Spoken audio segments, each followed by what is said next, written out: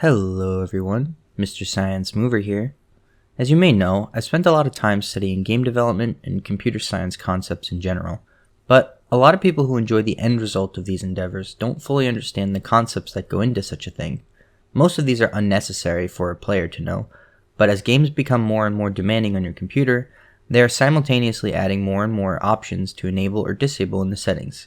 Someone who understands these will know what they want to keep, but I realize for a lot of people it might just feel like flipping switches until the game doesn't break anymore.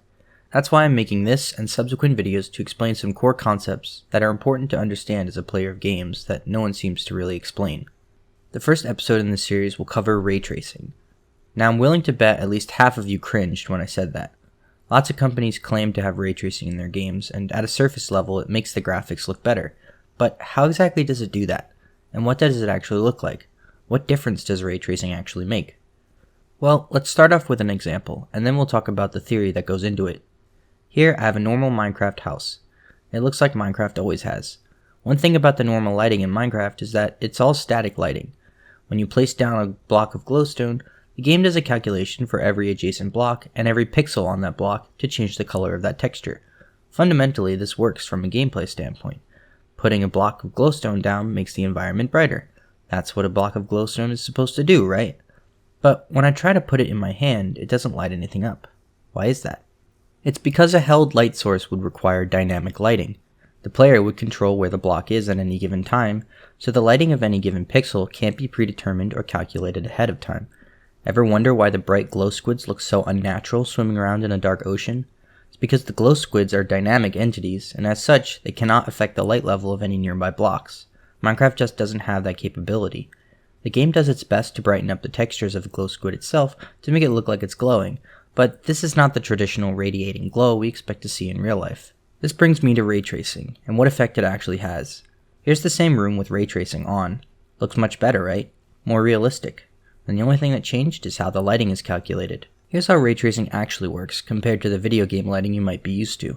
In the real world, what you see is simply light being reflected off of an object and bouncing into your eye. But how that light gets there is important. Let's represent each single beam of light as a source point in space and an accompanying direction it's headed. In mathematical terms, these two values define what is known as a ray. You might have guessed what we do with that ray. Let's trace it. More specifically, we'll analyze the path it takes through space to get to your eye. This particular ray isn't directed at your eye, so it'll head towards the wall. Once it hits the wall is where we split off between ray tracing and baked lighting. In Minecraft's normal baked lighting system, this ray will hit the given pixel on the given block and say, hey, I traveled X distance to get here, so I want you to be Y amount lighter. And the ray's job is done. Forever. That pixel's color will never change unless the environment itself is changed, and the lighting will then be calculated again. The ray itself doesn't even get to the player's eye, but rather the pixel has its own color that a player will see when they look at it.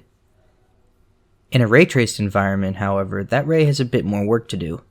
Instead of informing that pixel, it transforms into a new ray. This new ray has a decreased amount of power, as some of the light was absorbed by the pixel it hit, and it heads away from that pixel in a given direction.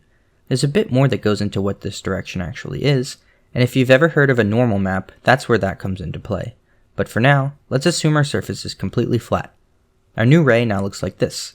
That ray then does the same thing the first ray did, travels outwards some z distance until it hits something and bounces off that pixel, and the pattern continues until the ray happens to hit your eye. When the trace is finally finished, you end up what is effectively a weakened form of that original ray that looks like it is emanating from the last pixel the ray bounced off. In English, we call this a reflection, and yes, it's exactly what you think it is. One question you might ask is, well, if a bounce theoretically always produces a new weakened ray, how do we know a given ray will ever hit your eye? And the answer is, well, we just cut it off at some point. You can manually set the number of bounces each ray has before it is completely terminated.